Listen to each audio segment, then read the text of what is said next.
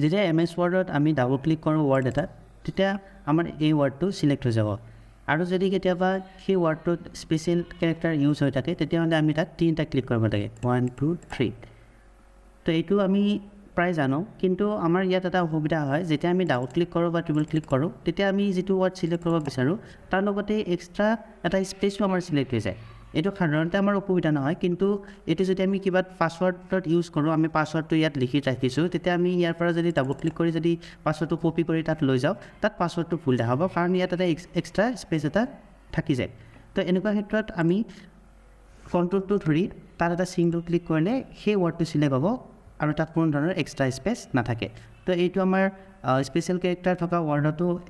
support কৰে just কণ্ট্ৰলটো ধৰি এটা ক্লিক কৰি দিলে হ'ল এনেকুৱা কৰিলে আমি ৱৰ্ডটো একবাৰতে চিলেক্ট কৰিব পাৰিম আৰু ইয়াত এক্সট্ৰা স্পেচ থাকি নাযায়